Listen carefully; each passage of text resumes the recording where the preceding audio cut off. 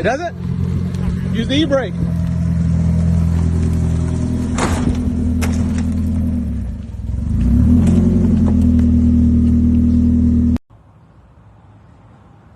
Hey, what's going on? I'm going to try and pick up the YouTube thing again. I have since retired after 20 years in the Army, and I have picked up road racing with the SCCA, got my competition license. So kind of an odd place to start, but this is my Honda Fit B-Spec car. I ran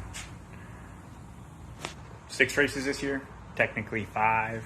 I won 3 out of 5, got second twice.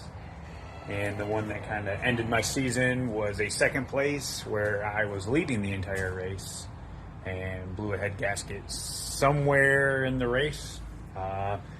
And a fellow B-Spec competitor was able to run me down on the last lap as my engine light was flashing, my hot temperature warning light was going off like crazy. I made it to the checkered flag, but literally at the checkered flag,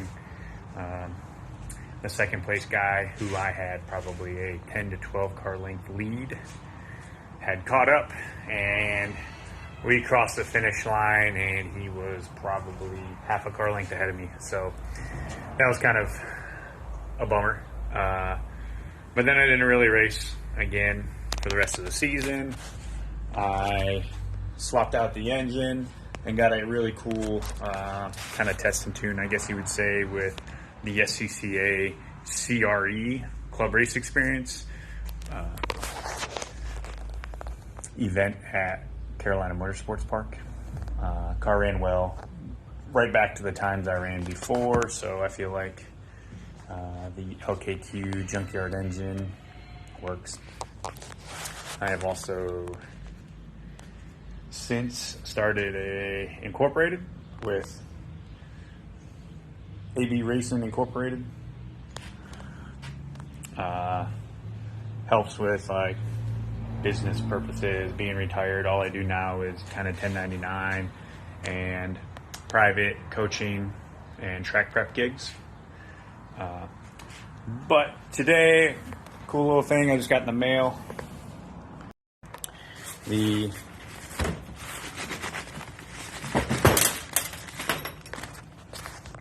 Ooh, nothing busted wide open. Ground control bearing plates for the,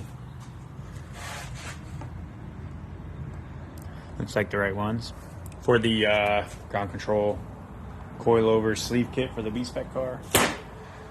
So I will be replacing those soon. So these should be a pretty good install. Maybe, hopefully I'll film it.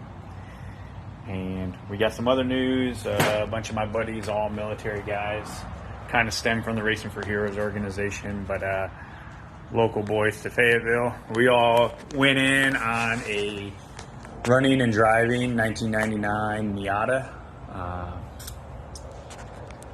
It was on Fort Bragg or Fort Liberty, whatever you want to call it. It was an abandoned vehicle, and the Auto Skills Shop picks up abandoned vehicles, and now they have this new program where after so long in their system, they go through the due diligence of getting the paperwork, and they can sell the vehicles.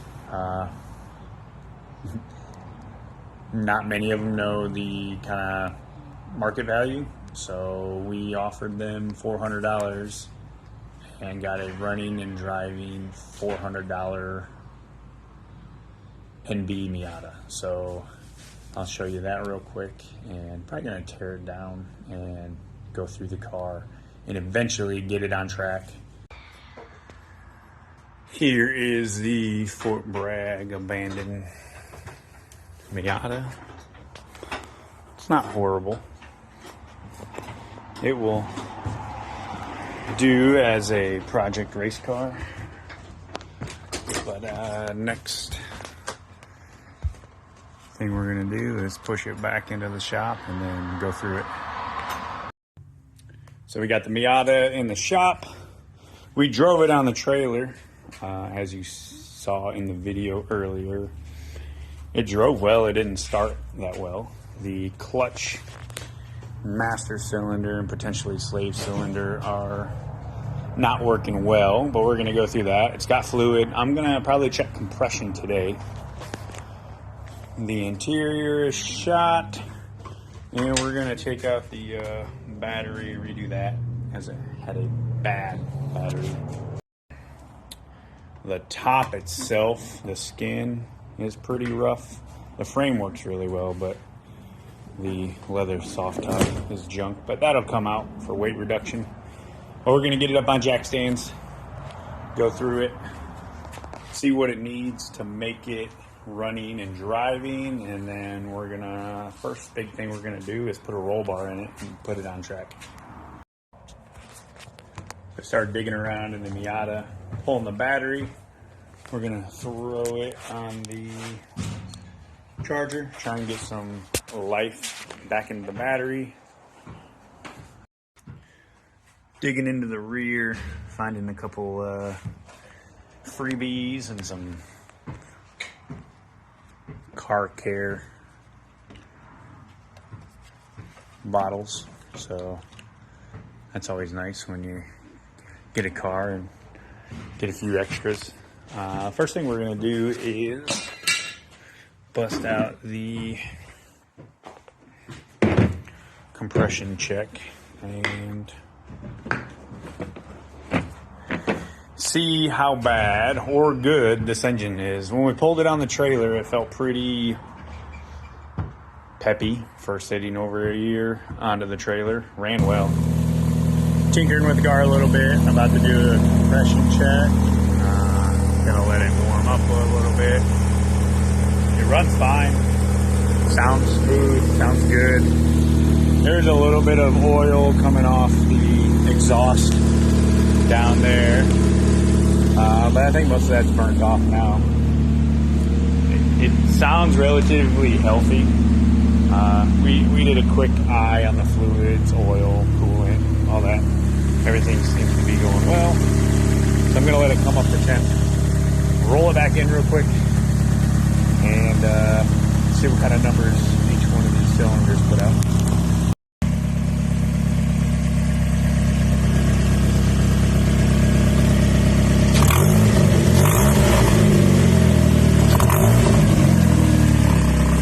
I have a little exhaust leak.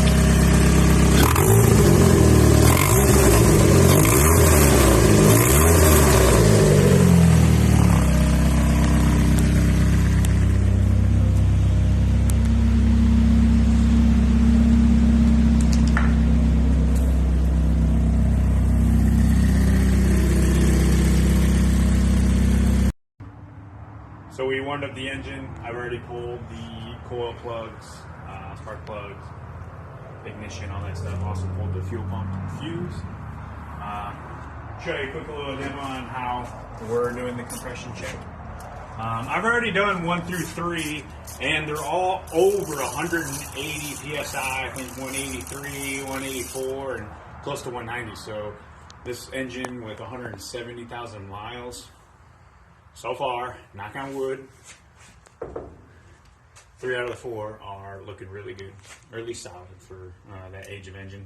I'm going to go ahead and pull this last spark plug out. I've already blew all the debris out of here, so we don't really worry too much about, that's not good, debris and stuff falling down in there. If it's a little bit, not a big deal. So far, this has been the worst plug coming out. All the other plugs are really black and grimy, but that could be a lot of the issues, and most likely this one's going to be bad too. The only thing I worry about is it being stripped, but it's not. But it's definitely really old, gaps looking bad. The plug itself just looks really bad. So we will go and set the plug over there, get my compression check that matches the spark plug threads. We go down in the engine, we will screw it in, I basically go until I feel like it's tight. It's got a little seal on it. If anything, it's going to read low if I don't get it. So far, I don't feel like I've had that issue. So far, so good. You go all the way in here.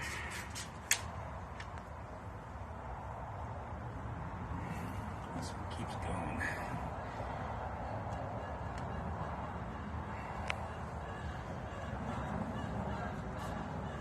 Get the thread in nice all the way down in there.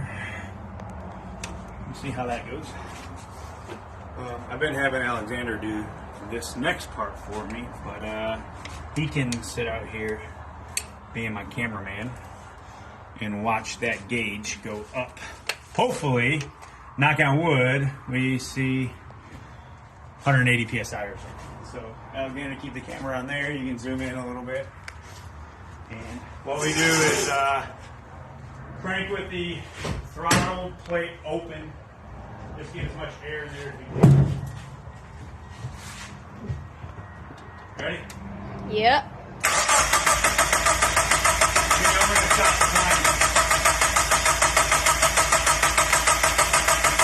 It's done.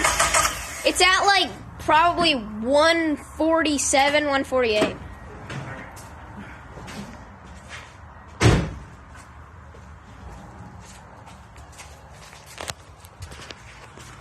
Okay, so that one's significantly lower than all the other ones. Yeah, he's right about 135, 140, which isn't awesome, but not bad.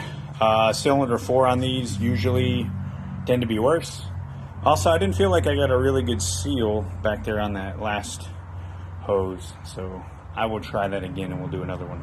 We did it again. I screwed it in a little tighter or more, which initially kind of worried me because the only reason why that thing should keep spinning compared to the other ones is a bad thread on the head. But that didn't seem to be the case.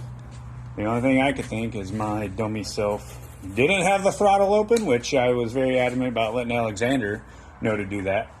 He jumped in. I can confirm he had the throttle open.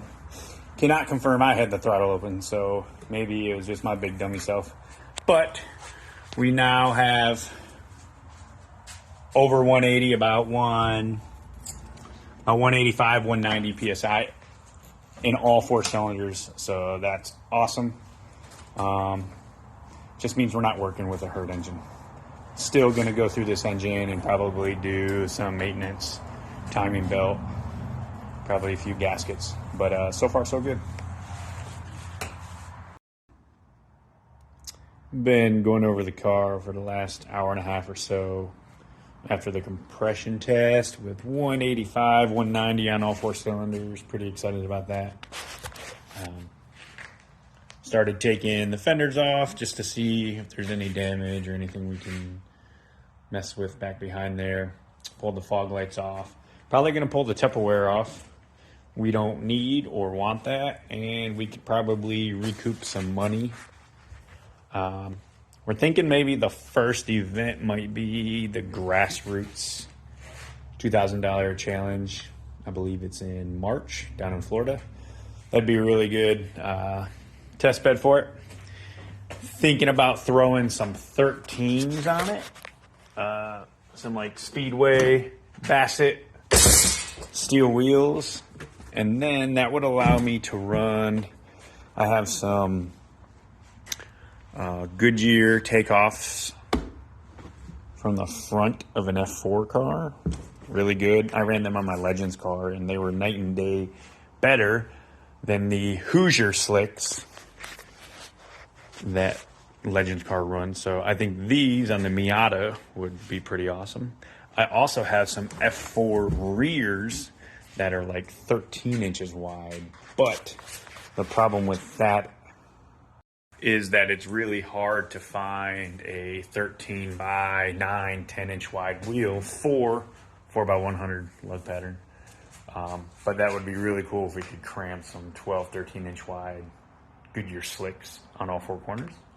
The 13s would also allow us to run the I also have some Goodyear wets up here for 13s from the Formula 4 cars. We're basically gonna simplify and add lightness, take everything out that is not needed, and then slowly pick away at performance. But those 13s, my buddy Willie runs a Legends rental facility. He builds and rents out Legend cars, and he always has really good used 13-inch slicks. So free tire budget, can't really complain. But this is the kind of first day of putting hands on this car. We need to address the clutch, master and slave, kind of funky. I look down there, it doesn't look like it's leaking, it's not losing fluid, but definitely something we really got to get to right away. Then probably brakes. Notice some goodies. The rears have extended wheel studs, so that's kind of cool. Not confirmed whether it's a Torsen rear diff yet. I'd really like it if it was. But we're going to continue going through the car. Probably the boys will come over sometime. Jesse, Felipe, John, Steve can make it down and start thrashing at this. But getting it running and reliable first is what we're shooting for.